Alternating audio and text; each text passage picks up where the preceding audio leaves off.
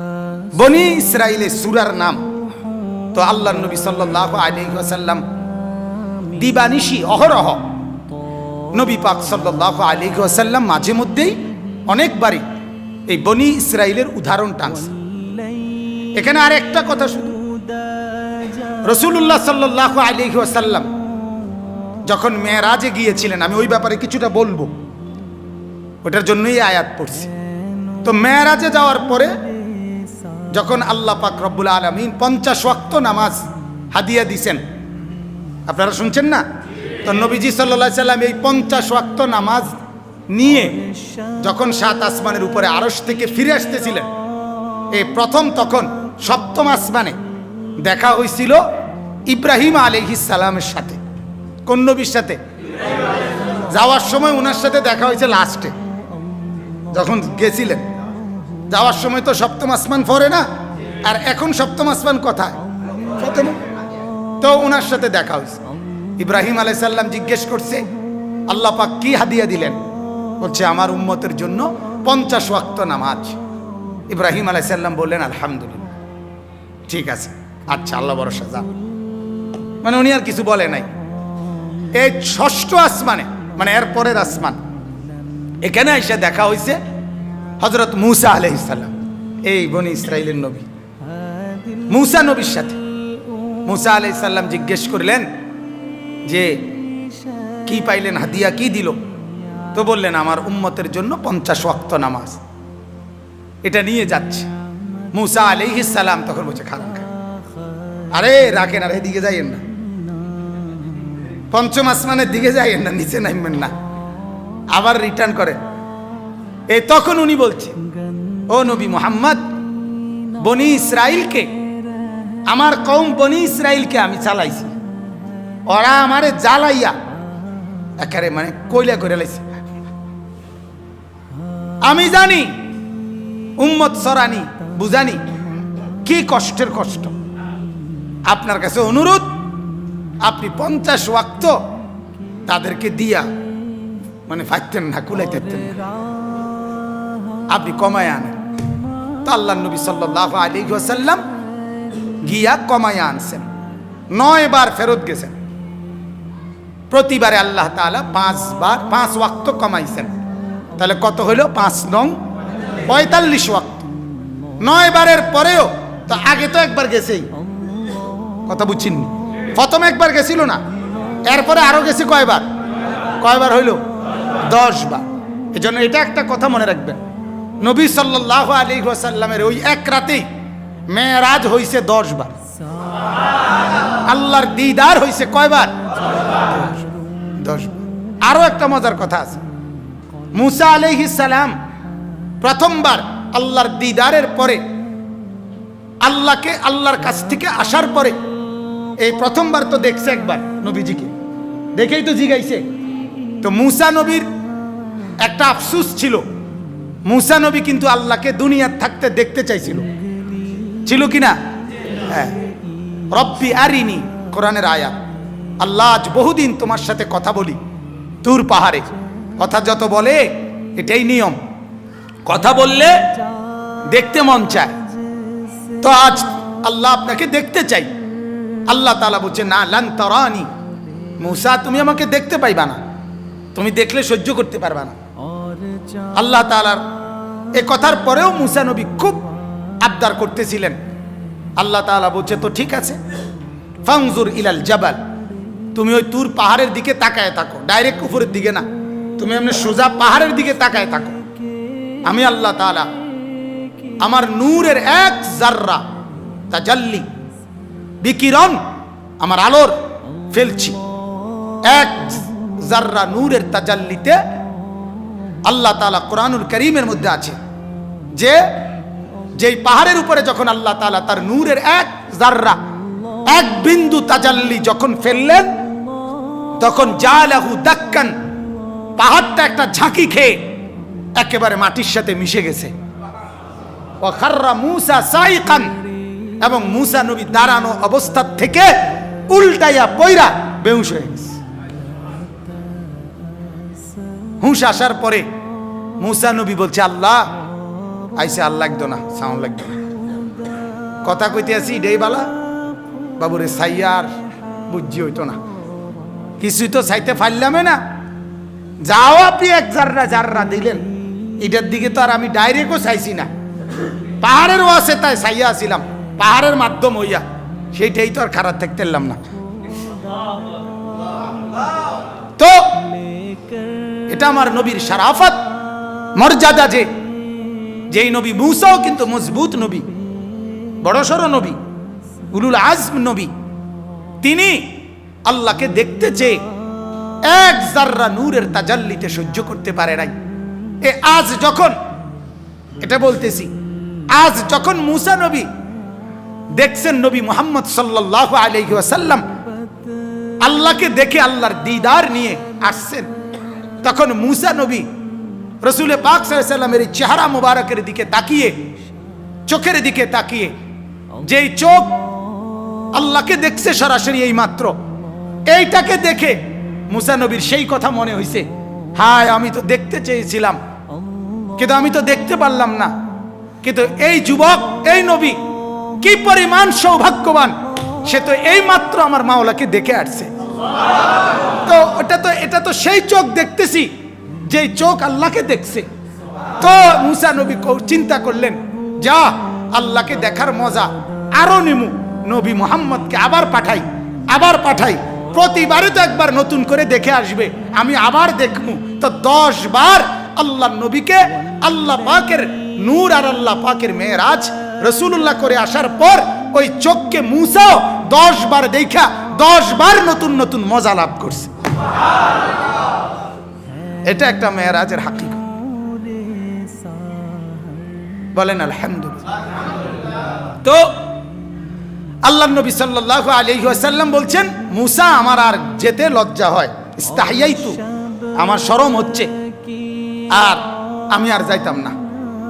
কারণ আল্লাহ নবী হিসাব করছে প্রতিবারে 5 করে কমে, তাহলে এইবার গেলে আর নামাজ থাকতো না।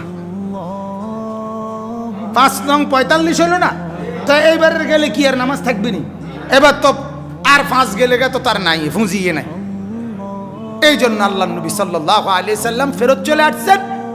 আল্লাহ তাআলা যখন নিচের দিকে নামতেছে, তো আল্লাহ তাআলা আবার নবীকে ডাক দিয়ে বলছে, দোস্ত যান, বন্ধু আপনি যান, তবে এটাও শুনে নেন, মা ইউবাদদালুল কাউলু লাদাইয়া, আরে আমি মাওলা কথা বললে আমি তো আর ফিরায়ে নেই না, আমার কথা তো আর বদলে না। যান, নামাজ হবে 5 ওয়াক্ত, নেকি মিলবে পুরা 50 ওয়াক্ত, 50 ওয়াক্তই মিলবে। 50 ওয়াক্তে যা দিতাম নেকি ওটাই দেবো, যান 5 ওয়াক্ত দিয়েই দেব। সুবহানাল্লাহ। তো আমার বলার উদ্দেশ্য হলো ওই শব্দ এটা, যে মুসা নবী বলছে বনি ইসরাইলকে, ও নবী মুহাম্মদ সাল্লাল্লাহু আলাইহি ওয়াসাল্লাম, আমি তো চালাইয়া আইছি বনি ইসরাইলকে, ওরা কি ঝামেলা আমি জানি, আপনার উম্মত এরকম ঝামেলা করবে, 50 ওয়াক্ত নিয়েন না, কমায়া আনে। তাহলে অনেকগুলো উদাহরণ দিলাম, এই উদাহরণগুলোর মূল উদ্দেশ্য হলো 2টা কথা বলা। এক হলো এই বনি ইসরাইল, এই সূরাটার ওই বনি ইসরাইলকে পরিচয় করাইলাম, তারা কেমন ছিলেন। 2 নম্বর, আমার এটা পরিচয় করার কি দরকার, যারা ছিলেন তো ছিলেনই, যারা গেছেন গা তো গেছেন গাই, অন্তর ধারা নাই। আমাদের বলার উদ্দেশ্য হলো এই কথাটা বলা, যে বনি ইসরাইলের মধ্যে ইবাদতের ক্ষেত্রে, আমল ক্ষেত্রে, আল্লাহর হুকুম নবীর হুকুম পালন করার ক্ষেত্রে আনুগত্য ছিল কম, প্রশ্ন ছিল বেশি। কথাটা বুঝাইতে পারছি না? কি ছিল কম? আনুগত্য ছিল কি কম, প্রশ্ন ছিল কি বেশি। এইটা আমাদের মধ্যে লক্ষণীয় বিষয়। বর্তমান আপনাদের কাছে আমার অনুরোধ, দেখবেন এই পর্যন্ত আমার জিন্দেগির অভিজ্ঞতা এটা, কেউ আমার সাথে একমত নাও হইতে পারেন, সেটা আমার দেখার বিষয় না, আপনি আপনারটার মতের উপরে, কিন্তু আমার অভিজ্ঞতা এটা, আমি যত লোক বেআমল, মানে আমলের মধ্যে ঘাটতি, আল্লাহর হুকুম মানার ক্ষেত্রে কমতি, তত লোকের প্রশ্ন বেশি। আপনি দেখেন তত লোকের বেশি। চা দোকানে প্রশ্ন বেশি, চা দোকানে আপত্তি বেশি। ওইখানে বসে বসে বলতেছে 12 রকমের হুজুর 13 রকমের কথা কয়, এক এক হুজুর এক একটা কয়। আমরা কোন দিকে যাবো? যে বেড়া এটা কইতেছে ওটার মুখে বিড়ি, কথা কন না। এবারে যখন একটা কথা কয় গালির লগে এরম অজাত মার্কা গালি দেয়, মাটির তলে যদি সাপ থাকে কেচ্চা থাকে এটা উদ্যোগ উঠতে লাগবে। এই ডাকাইতের গালি শুনলে হেইতে কয় 12 রকমের হুজুর 13 রকম কথা কয়। সাইয়া রয়েছে রঙিন টেলিভিশনে নর্তকীর নাচ, আবার কয় এক এক হুজুরে এক একটা কয়। আমরা কোন দিকে যাইতাম? তোমারে কোন হুজুরে কইছে যে আমনে বিড়ি খান, আর কোন হুজুরে কইছে আমনে বিড়ি খাইয়েন না? বিড়ি খানার ব্যাপারে দুই মত, এটা কোনানে পাইছেন আপনি? কথা বলেন না। আপনারে কোন হুজুরে বলছে রঙিন টেলিভিশনে নর্তকীর নাচ দেখেন, নাচ গান দেখেন? এটা কোন হুজুরে বলছে? তো তাহলে হুজুররা তো সব একমত, আমনে না দ্বিমত? কথা বলেন না কেন? দ্বিমত আমরা না আপনি? আপনি না দ্বিমত বেটা, আপনি না দ্বিমত, আপনি না ভিন্ন মত, আপনি না আমাদের কথা মানলেন না, আপনি না হারামকে হারাম মানলেন না, আপনি না হালালকে হালাল মানলেন না। কোন হুজুরে সুদ খাইতে বলছে? কথা বলেন না কেন? কোন হুজুরে ঘুষ খাইতে বলছে?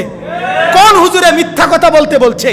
কোন হুজুরে আপনার বউকে, তোমার বিবিকে, মেয়েকে বেপর্দা চালাইতে কোন হুজুরে বলছে? বেটা তোর ছেলেকে ফজরের নামাজ না পড়াইয়া ঘরের মধ্যে শোয়াইয়া রাখতে কোন হুজুরে বলছে? বল বেটা। ডাকাত অপরের উপরে মিথ্যা অপবাদ দাও কেন? কেন বলো মিথ্যা কথা?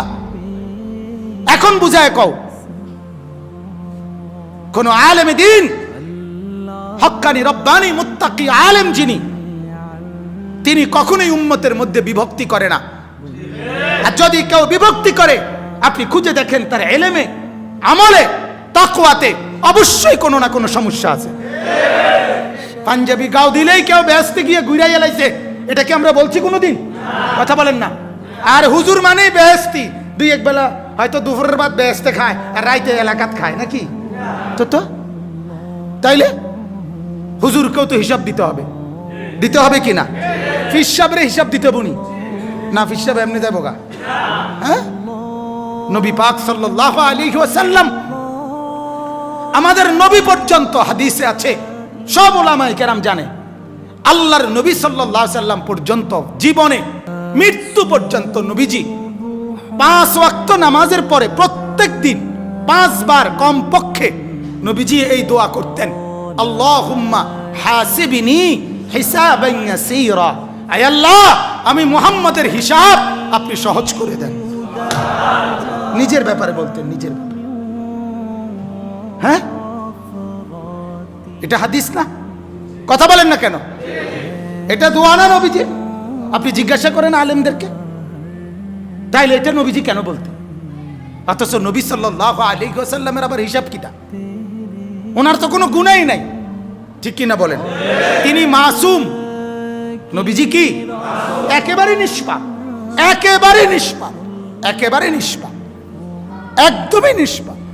রব্বুল আলামিনের সর্বশ্রেষ্ঠ পছন্দের, আল্লাহ পাকের নিজের হাতের বাছাই, আল্লাহ পাকের যত্ন করে বানানো বন্ধু এটা। আরেক তাফসীরের মধ্যে আছে, কিতাবের মধ্যে আমরা পড়ছি, বড়দের মুখে শুনছি, তাফসীরও আছে, নবী সাল্লাল্লাহু আলাইহি সাল্লামকে ছোট্টবেলায় জন্মের পরে, শুনতেছেন সবাই? জন্মের পরে মা আমেনার কোলে যখন নবী, তখন আল্লাহ তাআলা ফেরেশতাদেরকে পাঠাইছে, ফেরেশতারা আমেনার কোল থেকে আমার বন্ধুকে একটু উঠায় আনো, ও বন্ধুরে কোলের থেকে আনো। আনার পরে ফেরেশতারা, আল্লাহ তাআলা বলেন, তুফু বিহি মাশারিকাল আরদি ওয়া মাগারিবাহা। আহা, আল্লাহ তাআলা বলেন ফেরেশতারা পূর্ব থেকে পশ্চিম পর্যন্ত দিক দিগন্তে চতুর্দিকের সৃষ্টি জগতে আমার বন্ধুকে একটু ঘুরাও, আর আমার সমস্ত সৃষ্টি মাখলুকাতকে বলো যে তোমরা সবাই বন্ধুকে দেখো। বন্ধু আমি কেমন বানাইলাম, বন্ধু আমি কেমন বানাইলাম।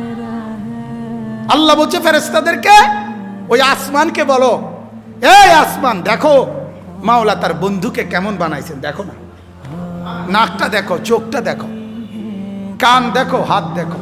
ছোট বাচ্চা জন্ম নিলে মানুষ সবাই কোলে নিয়ে দেখায় না, দেখলেই মানুষ একবারে তার বাবার মতো, ঠিক না, একবারে তার মার মতো, আরে নাকটা দিয়ে পুরো তার নানির মতো, ঠিক না, কানটা দিয়ে একবারে তার বড় ভাইয়ের মতো, বলে কি না, আমার বাচ্চাকে দেখে কিনা? রব্বুল আলামিন বলে ফেরেশতারা আমার কায়নাতকে দেখাও, আমার সৃষ্টিকে দেখাও যে বন্ধু আমি কেমন বানাইছি, কেমন সুন্দর করে বানাইছি। আর মেরাজের রাতে 50 বছর পরে নবীজির বয়স যখন 50 পূর্ণ হয়েছে, তখন আল্লাহ নবী সাল্লাল্লাহু আলাইহি সাল্লাম মেরাজে গেছেন। মেরাজে আল্লাহ তাআলা নবীজি সাল্লাল্লাহু আলাইহি সাল্লামকে আরশে আজিমের উপরে দাঁড় করাইছেন, এমন জায়গায় যেই জায়গার উপরে আর কোনো সৃষ্টি নাই, আর কোনো মাখলুক নাই, সব কিছু নবী পাকের কদম মোবারকের নিচে, উপরে শুধু একজনই আছে নবীজির উপরে, তিনি আল্লাহ। তিনি কে? শুধু আল্লাহ, শুধু আল্লাহ, শুধু রব্বুল আলামিন। ওইখানে দাঁড় করাইয়া আল্লাহ তাআলা নবীকে বলছে মেরাজের রাতে একেবারে আরশে আজিমের উপরে দাঁড় করিয়ে, বন্ধু আপনি কি মনে আছে সেই কথা, ছোট্টবেলায় আপনি যখন কোলে ছিলেন, আপনারে ঘুরাইয়া ফেরেশতা করে দিয়া সব সৃষ্টি জগৎকে বলছিলাম তোমরা আমার বন্ধুকে দেখো, বন্ধু আমি কেমন বানাইছি। ওরা সবাই তোমারে আপনারে সেদিন ছোট্টবেলায় কোলে দেখছে, আজকে আপনাকে আমি আরশে আজিমে উঠাইয়া এবার এখানে দাঁড় করাইলাম, এবার আপনি দুই নয়নে আপনি বন্ধু দেখেন আমার সৃষ্টি আমি কেমন বানাইলাম।